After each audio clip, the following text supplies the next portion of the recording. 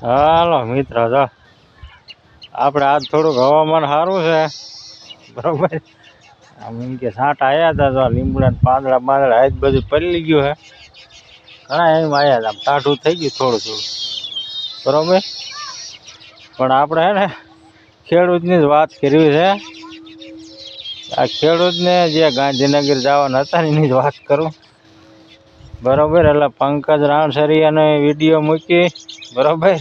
અને જગદીશ પત્રકારને મૂક્યું. પેલા હે ને બેન એટલે આપણને ખબર પડે ખેડૂત, બરોબર ને, કે કેવા કેવા ધંધા થાય છે ખેડૂને. બીજા 10 લેવા હે ને ખેડૂને પાણી ફેરવી નાખે એવા છે, બોલ. ડીઝલ બાર્યું, લગભગ ખેડૂએ 10,000 ડીઝલ બાર્યા, બરાબર. 10,000 15,000, અને છેલ્લે બધું પાણીમાં, કાંઈ ફાયદો નહીં એવામાં સિવાય.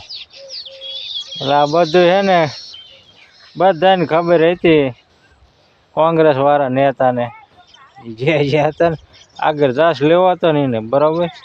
પણ આ કોઈને કીધું નહીં એવું. ખેડૂત નામેથી લઈને ગયા અને અહીંયા જઈને કોંગ્રેસનું નામ કહી નાખ્યું. આવું હતું. વિડીયો મૂક્યા આપણે હમણાં, બરોબર. આ પંકજ રાણસરિયા ઉપર જ્યાં આરોપ લાગ્યો ને કે એને ખેડૂતનું બધું, એટલે આમ આદમી પાર્ટીના હતા માણસો, ઈવડાઈને ઊંધું કર્યું ને એ અવરા લઈને ભાગ્યા ખેડૂને ગાંધીનગર ઉપાડવાની વાત કરતા. વિડીયો મૂકી આપણે એટલે ખબર પડે. પણ વાંક તક હે ને પાલભાઈનો કહેવાય, અને બીજા એ જે આગેવાન હતા ને એને બધાનો કહેવાય. બધાને શોખવટ કરવી જોઈએ ને, ભાઈ જો આ લગ્ન જવાનું છે, ઠેઠ નથી જવાનું, બરાબર. 144 લાગી જાય એવી બધી વાત કરવી છે. આ કાંઈ થાય નહીં, બરાબર. અધવજે બધું હે ને રાખ્યું. થવું જ મોટો ને હતા બધાને, એમાં નામ રાખી દે ખેડૂને. કંઈક કામ કરીને હે ને મોટો આયોજન કર્યું, ખેડૂત રેલી કરીને ગાંધીનગર ગયા હતા ને આવું બધું નામ રાખવું હતું કોંગ્રેસ પાર્ટીને. અને ખેડૂતનું નામ ભૂઈ નાખ્યું, બરાબર. ખેડૂતનું ભૂંયું એનું રાખવું હતું. આ તો એકયનું ન રહ્યું, કોંગ્રેસનું ન રહ્યું ને ખેડૂતનું ન રહ્યું ને આમનું હે ને બધું પાણીમાં ગયું બધું, એવું નામ રાખ્યું, બરાબર ને. એટલે પહેલાં આપણે જગદીશભાઈનો થોડોક વિડીયો મૂકવો, એટલે એ જુઓ, પછી એને પંકજભાઈનો મૂકશે, જોવો પહેલાં. કે ભાઈ અમને ગાંધીનગર તો જવા દીધા નથી, 19માં અમને રોકી રાખ્યા છે. 144ની કલમ ગાંધીનગરમાં 2 દિવસથી લગાવી દેવામાં આવી. એની કોંગ્રેસને તો જાણ હોય કે ન હોય, તો એને કહેવું જોઈએ ને અહીંયા કે ભાઈ આપણે ગાંધીનગર જવાની વાત કરીએ છીએ, પણ ત્યાં 144ની કલમ છે, તો કાલ લુગડા લતા લઈ લો. તમારે લડી જ લેવું છે તો ભાઈ લુગડા લતા લઈ લો ને તમારે બધી વ્યવસ્થા કરો તો જઈએ, કારણ કે ત્યાં રોકાવું પડે એમ છે. એવી કોઈ ચોખવટ ન કરો. તમારો ઈરાદો શું છે? ત્યાં આવે 19માં તમે સભા મંચે ગોઠવી દીધો, ખુરશી ગોઠવી દીધી, માઇક ગોઠવી દીધું, બેનર આવી ગયું, પોસ્ટર આવી ગયું, નેતા આવી ગયા, હવે ભાષણબાજી. તો ભલા માણસ ભાષણ સાંભળવા થોડા કિસ્સાનો આવ્યા છીએ? અને કોને શું ખબર નથી મને કયો? ન્યા તમે જે ભાષણ કરવાના છો એ તમે અહીં ન કહી દો કે ભાઈ આપણે જો ધારો કે ગાંધીનગર આપણને જવા ન દે તો આપણે ફલાણો એક plan number B, plan number C એવું કરવું જોઈએ ને. આવું હતું, એમ શું કરવાનું? કોંગ્રેસ વાળાને કે બધા ખેડૂત, કોંગ્રેસ વાળા કે આમ આદમી પાર્ટી વાળા ઢવડીને ભાગ્યા, અને આમ આદમીનું કે ને કોંગ્રેસ વાળા કે એ કહે છે કોંગ્રેસ વાળા એનું આયોજન કરીને બેઠા, બરાબર. આવું બધું. એટલે હાલો તમે શું કરો કયો કે ને, બીજું કાંઈ નહીં કહેવાનું કોઈને નહીં. ખેડૂત ડીઝલ બારવાનું, ગાંધીનગરનું નામ લઈને અને ઘર ભેગા ત્રણ દીધી. ટ્રેક્ટર વસ્તુ એ તમે રોદા કેટલા આવે એમાં, રોડ ઉપર માટીમાં હાંકવાનું હોય ને તો કાંઈ કે સારું, બરાબર. અને ઓલામાં તો હે ને એકવાર તો ભાજપનું બહુ હે ને રોડ સારા છે, એટલે પાછું જાણે વાતે જવા દો. દુકાને બમ્પ હોય એની વાત જવા દો, બરાબર. લાગે બમ્પ હોય ઠે ઉલ્લીને પડે. હવે ટ્રેક્ટરનો એની વાત કરો, બરાબર ને. ટ્રેક્ટર એમનામ તો હાલતું નથી. બીજું મોટી ગાડી હોય ને તો કંઈક જમ્પર હારા હોય રોદાય એવો છે ટ્રેક્ટરમાં છે ને રોદાય એટલે આવું છે બોલો. ખેડૂને રાત દીના ઉજાગરાનું પાણી ફેરવી નાખ્યું બરોબર. મેન હે ને આ પાલભાઈ આંબલિયા છે ને, જો એને કોંગ્રેસનો દાંડો ન ચાલ્યો હોત તો કાંઈ વાંધો નથી, પાલભાઈનું નામે રહી જાય, બધા લીલા લહેર હોત ને ખેડૂતનું નામ રહી જાય બરોબર. કે પાલભાઈનું નામ રહી જાય કે પાલભાઈ આવું આયોજન કર્યું ને આવું કામ કરી બતાવ્યું બરોબર. આ તો પાલભાઈ હે ને ખેડૂને બધાને અધવૈસ્યા રાખ્યા. શું કરવું કે અહીંયા એક વાર તમારી લાગી જાય એ બધું હે ને અધવૈસ્યા રાખ્યું બરોબર. ખેડૂને કોઈને કંઈ ખબર જ ન પડવા દે અને વયસમાં કોંગ્રેસનું ગોઠવી દીધું. તોય પાછા એમ કે ખાવા નાસ્તો બાસ્તો. હવે તમે એકદમ નાસ્તો કરો શું કાંઈ ખેડૂત એટલું બધું તમારે નાસ્તા નહીં ભૂખ્યા અહીંયા ઠેરાઈએ 10-15 હજારનું ડીઝલ બાર ખોટો શું ભૂંડો બોલતા 15-15 હજારના ડીઝલ બારીને 20-20 હજારના થઈ જાય. આખું પલો હોય ને કોઈક ટ્રેક્ટર મોરો હોય તો 20-20 હજારના થઈ જાય. અહીંયા હું તમારે નાસ્તો કરવા હારતી નહીં આવે. હવે તમને થોડીક તો આમ શરમ થવી જોઈએ કે ન થઈ કે ભાઈ મેં ખોટું કરી છે એટલું બોલવાની શરમ થવી જોઈએ ને બરોબર ને. ખેડૂત હોના પ્રમાણે મોજથી ને જાય. હવે તમારે એમ કહેવું જોઈએ કે ભાઈ જો આપણે અહીંયા આયોજન છે પણ જો અહીંયા ગાંધીનગર જવા નથી દેવાના તો આપણે આપણી રીતે બધું 2-3 દી 5 દી 10 દી રોકાવાનું સગવડતા કરીને આવજો એવું જ કહેવું જોઈએ ને કે ન કહેવું જોઈએ. પણ નહીં એ નહીં ક્ષેત્રો તેમ બીજી કાંઈ વાત નહીં. ક્ષેત્રો ખેડૂને અમારું નામ રાખી દે બીજું કાંઈ નહીં. એટલે પંકજ રાણસરિયાનો વિડીયો મૂકું બરાબર ને એટલે ખેડૂને તો મજા આવે. બીજું બધું ઠીક કે કેવું છે એમ અને ખબર પડે બરાબર.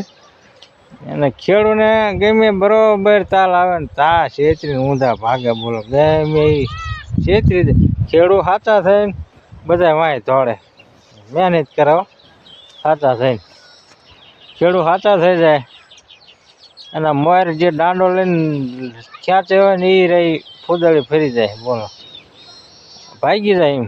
હા ઊંધું જ દાંડો લઈને પહેલાં જો રાજુભાઈ હતા એ ઊંધો ફૂદડી ફર્યા બરાબર. પછી આ પાલભાઈ ફર્યા બરાબર ને. પછી પેલા પરેશભાઈ હતા એને ન ગમ્યું આમ મને કે આમ આદમી પાલટી ન ગમતું બરાબર. ચૂંટણી આવી એને ઘા માર્યો આવું બધું હાલે. એટલે મૂકવા વિડીયો તેમ જોવો પહેલાં કહું છું કે તમે પાલભાઈને ડિબેટમાં બેસાડો અને પંકજ રાણસરિયાને ખેડૂતના દીકરા તરીકે ડિબેટમાં બેસાડો. હું 5 જ સવાલ પાલભાઈને કરવા માંગુ છું. જો આના સવાલોના જવાબ પાલભાઈ પાસે યોગ્ય હોય ને તો તમે કયો એ કરવા માટે હું તૈયાર છું. કયો એ કરવા માટે તૈયાર છું. કારણ કે આની અંદર કોઈ પણ જાતની રાજકીય પ્રવૃત્તિ કરનાર પંકજ રાણસરિયા નહીં પણ એક પણ ખેડૂતનો દીકરો નથી. રહી વાત બીજી મિત્ર તે કે જે જગ્યા જે સભા સ્થળ હતું ત્યાંથી જે આગળ જે ખેડૂત મિત્ર પહોંચી ગયા હતા ત્યાંથી મને ફોન આવવા માંડ્યા કે પંકજભાઈ આ ગાંધીનગર જવાની વાત જે છે એ ખોટી છે. સભા સ્થળનું લોકેશન આ જગ્યાએ છે, ત્યાં સભાના મંડપો નખાઈ ચૂક્યા છે, પ્રી પ્લાનિંગ મુજબનો એજન્ડા હતો, ખેડૂતોને ગેરમાર્ગે દોરવાના પ્રયાસો હતા. એટલે મેં એક વખત એમનું નક્કી કરવા માટે થઈ મારી ગાડી આગળ કરી અને હું ત્યાં જોવા માટે પહોંચ્યો જે ખેડૂત મિત્ર કહે છે હકીકત સાચી છે કે ખોટી.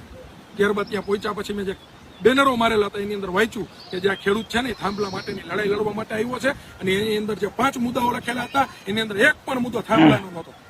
અને એક બાજુ કિસાન સંઘર્ષ સમિતિ અને એક બાજુ કોંગ્રેસના પેમ્પલેટો મારેલા હતા અને લાગત કોંગ્રેસના ઝંડાઓ મારેલા હતા. સ્ટેજ ઉપર જે બેનર મારેલા હતા એની પાછળ પણ કોંગ્રેસના નિશાનો મારેલા હતા.